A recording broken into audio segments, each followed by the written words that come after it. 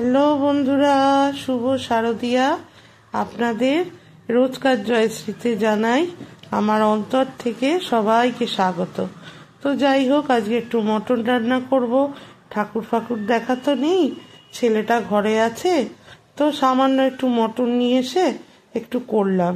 একটু দারচিনি, সামান্য তেলে এলাচ সমেত কটা লবঙ্গ দিয়েছি আর 3টে তেজপাতা দিয়ে টুকটাক করে এবারে আমি আগে একটুখানি তেলটাকে গরম করছি। তেল আমার গরম হয়ে যাওয়ার পর ফোড়ন দিয়েছি। ফোড়ন দেওয়ার পরে সামান্য দেখলেন তো 1 ফোঁটা একটু চিনি দিলাম। চিনি দেওয়ার ফলে ওই আলুগুলো যে ভাজবো না, আলুগুলো ভাজার সময় তাতে একটা সুন্দর কালার আসে। শুধু আলুতে কালার আসে তা বলবো না, পুরো মটনটাই খুব সুন্দর কালার হয়।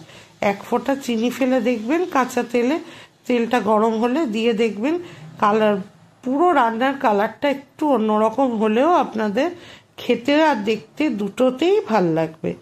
সামান্য একটু লবণ আর হলদি রানিকে যেরকম ছড়িয়ে আলু ভাজতে হয় সেরমভাবেই ভাজছি।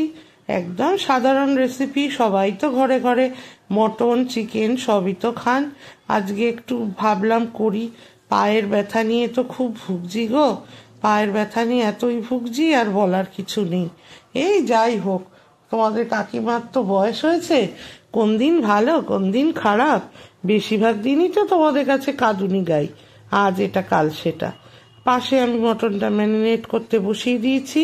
ম্যারিনেট মানে আমি কিছুই দিইনি, টমেটো, পেঁয়াজ, আদা রসুন বাটা আর হলুদ, নুন, একটু সর্ষের তেল, জিরে গুঁড়ো, ধনে গুঁড়ো, এটাই আমি ইউজ করি। মটনে আর সেরম বিশেষ কিছু দিই না, তবে মটন সব সময় যখন করি তখন কিন্তু আমার আদার পরিমাণ একটু বেশি থাকে। রসুন আমি সামান্যই ব্যবহার করি, রসুন যে অনেক ব্যবহার করি তা নয়। চিকেনের বেলা ঠিক তার উল্টোটা, চিকেনের আদা রসুনের একদম যে আমি পেস্ট বানাই সেটা একদম সমান সমান থাকে। তবে আমি মটন করবার সময় আদার পরিমাণটাই বেশি দিই, আর রসুন বাটা যেটা দিই সেটা হয়তো আদার থেকে একটু কম। তো এই কথা বলতে বলতে আপনাদের সঙ্গে অনেক গল্প বকবক করি, তো এই একটু দেখতেই পেলেন, একটু হলুদ দিলাম, ধনে গুঁড়ো দিলাম, আদা রসুনের বাটাটা তো দিলাম, পেঁয়াজ তো আমি কেটেই রেখেছি। এবারে আমার যতটুকু মটন আমার আইডিয়া মতো আমি একবারেই লবণ দিয়ে এবারে সুন্দর করে কি মেখে ঝুঁকে নেব। সামান্য একটু জিরে গুঁড়ো আর কাশ্মীরি গুঁড়ো লঙ্কা তো সবাই জানো, ঝাল টাল কিছুই হয় না, শুধু একটু কালারটা আরো বেটার আনে, তাই জন্য একটু কাশ্মীরি গুঁড়ো লঙ্কা ইউজ করব। আর করেছিলাম একটু সামান্য আমি আদা আর রসুন বাটার সময় একটু যেরকম কাঁচা লঙ্কা দিয়েছিলাম, আজকে একটু শুকনো লঙ্কার গুঁড়ো তার জন্য দিলাম। দিয়ে এবারে সুন্দর করে একটু সরিষার তেল দিয়ে মাংসটাকে ম্যারিনেট করে বেশ কিছুক্ষণ রেখে দেবো। তারপর আমি বাকি প্রসেসে যাব। আলুটা কিন্তু ওইদিকে আমার একটু একটু করে ভাজা ভাজা করছি। আমি মটন ভাই এরম ভাবেই করি, যেদিন শর্টকাট মটন হলে না, সত্যি কথা কি বলবো, ছেলে আমি আর তোমার কাকু এই তো 3 জন, তাতে না আমাদের একটু মটন হয়ে গেলে আর কিছু লাগে না। আর একটু করেছিলাম টমেটোর চাটনি, এছাড়া সত্যি কথা আজকে একদম আর কিছুই করিনি।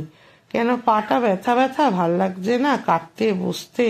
কিন্তু আনাজ যে নেই তা নয় গো, আনাজ আছে, কালকে দেখি এটা ভালো কিছু বানাবো।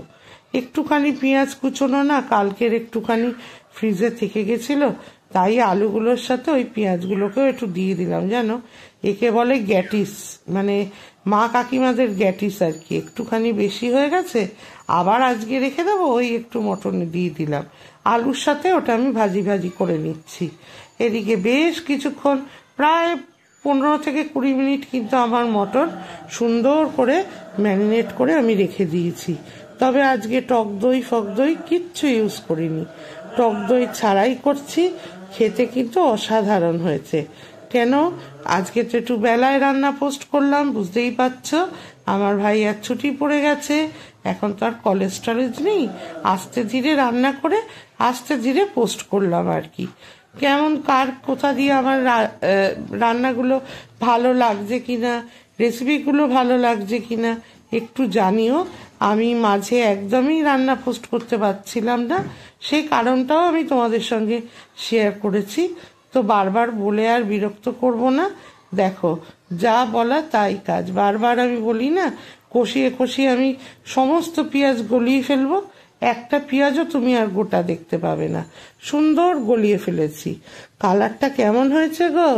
ভাল লাগলে কিন্তু একটা শেয়ার, লাইক, কমেন্ট আর রোজকার জয়শ্রীকে সাবস্ক্রাইব করতেই হবে।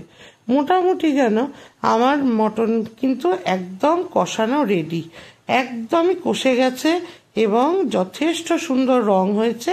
এবারে আমি একটু উষ্ণ গরম জল, যেটা পাশের গ্যাসে করে রেখেছিলাম, সেইটুকু একটু জাস্ট একটু দিয়ে দেবো। দেওয়ার পর আর কিছুই না, মটনটায় আমি 3টে সিটি দিয়ে দিই। এইভাবেই আমি সাধারণত মটন করি।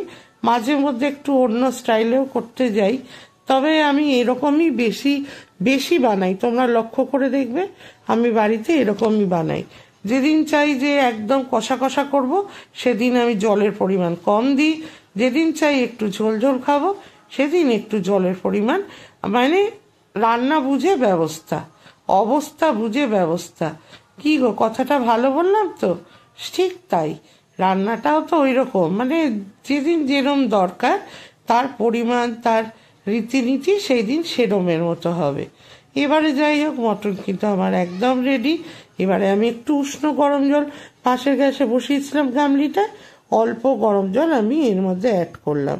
অ্যাড করার পরে মোটামুটি আমি 5 মিনিট 10 মিনিট আবার তাকে ফুটিয়ে নিয়েছি। এরপর আস্তে ধীরে আমি প্রেশারটির মধ্যে পুরো মটনের ঝোলটা প্লেস আউট করব। তার আগে দিয়ে দিলাম একটু টাটার গুঁড়ো গরম মশলা, যার গন্ধটা না সত্যি ভালো হয় গো। তোমরা একবার করে দেখো, বা একবার স্বাদটা দেখো যে আমার কথাটা ভুল কি না। ভালোই গন্ধ হয়, যে খুব বেকার লাগছে তা না। এক একটা গরম মশলার কিন্তু গন্ধ, মানে সুগন্ধই অত ভালো হয় না। এইটা দেখি ভালোই হয়। এটা সানরাইজের, ডাটার নয়, আমি ভুল বলে ফেলেছিলাম, ডাটার নয়, এটা সানরাইজের। যাই হোক, এবারে সুন্দর করে আমার মটন প্রায় রেডি। এবারে শুধু প্রেসারে দিয়ে 3টে সিটি দেব। যা বলা তাই কাজ। একটু একটু করে মটন আমি হাতার দ্বারা প্রেসারে প্লেস আউট করে দেব। এইবারে আর কিন্তু আমি কোনো জল বা গ্রেভি ইউজ করব না, কারণ আজকে আমার ভাইয়া, আমার কর্তা, মানে তোমাদের কাকু আর কি বললো, বেশি বেশি ঝোল ঝোল দেওয়া না তো যা। হ্যাঁ ঠিক আছে, আজকে তাহলে একটু কম ঝোলেরই বানাবো। এবারে সুন্দর করে আমি প্রেসারটাকে রেডি করে নিলাম। প্রেসার মোটামুটি রেডি আছে। এরপর নাড়িয়ে চাড়িয়ে সম্পূর্ণভাবে রেডি করে প্রেসারে আমি টপটা লাগিয়ে দেবো। তোমরা নিখাত অনেকে, আগে আমি মাঝে মধ্যে কড়াইতেও মটন করতাম, তাতে কি হয় বলো তো, অনেক সময় যায়, অনেকক্ষণ গ্যাস পড়ে। তাই জন্য আজকাল আমি এরমভাবে করি, খেতে কিন্তু হয় অসাধারণ। নাও নাও, এত কথার মধ্যে পুরো মটনটা রেডি। কেমন হয়েছে গো দেখতে? ভালো লাগলে লাইক, শেয়ার, কমেন্ট আর রোজকার জয়শ্রীর পাশে থেকো। আবার কিন্তু কাল থেকে আসবো নানান ধরনের পুজোর কয়েকটা বিশেষ রেসিপি নিয়ে। যদি দেখতে ইচ্ছা করে তাও জানিও। আজ আসি, টাটা।